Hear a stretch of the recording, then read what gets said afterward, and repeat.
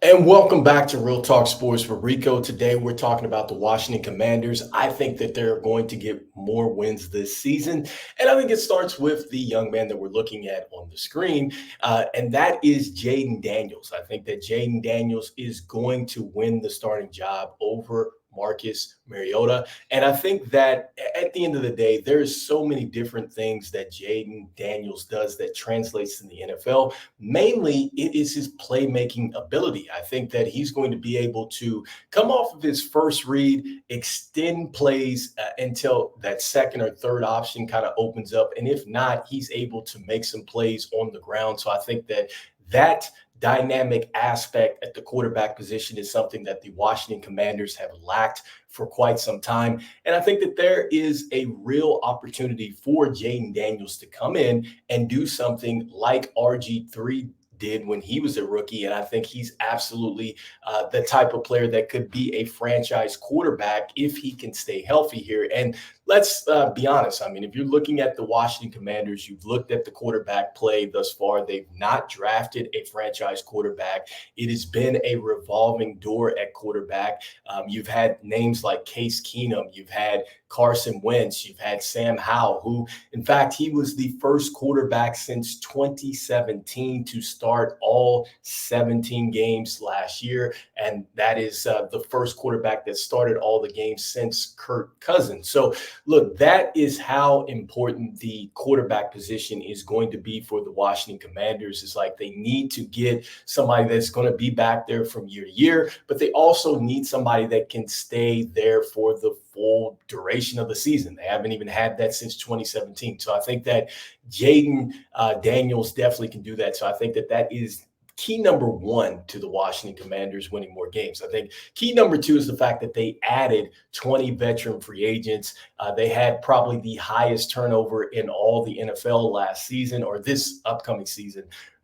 So over the offseason. And I think that this is going to be huge for the Commanders. I think the fact that they went ahead and they brought so many veterans in this last offseason, I think is going to help just shape the culture of the Washington Commanders. I think that, they're going to shift from a team that had that losing culture to a team that is going to slowly start to shift a little bit more towards that winning culture when you bring vets in who have been into some situations that, they may be, they fought through some losing situations and then they found a way to win. So you combine that, with this young core. And I certainly think that this is a team that is destined to be better than 4-13. All right. And so when we look at training camp and we look at some of the training camp battles, I think that it's really going to come down to first and foremost the left tackle. I think that they talk about the left tackle, as one of the main position battles in camp, and I think it's ultimately one of the most important positions out there for the Washington Commanders because, look,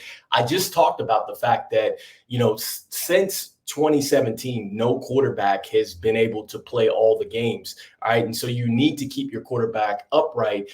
And that's going to be huge. You need to be able to protect his blind side. So that means that Brandon Coleman and then you have the veteran Cornelius Lucas.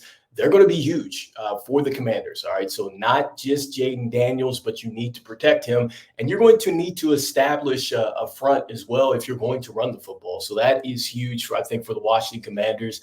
Next up, I love what they went out and did in the secondary. I love the fact that they brought Jeremy Chin over from the Panthers. I think that he is going to be really big for the Commanders, especially for a secondary that gave up a lot of huge plays out there. I think that you look at the type of defense that Dan Quinn likes to play, and I think that he's going to want to give his offense a short field. All right. And so you only do that by playing some good defense and really flipping the field. And hopefully you're able to help that offense by creating turnovers. I think that is another thing that Washington really lacked.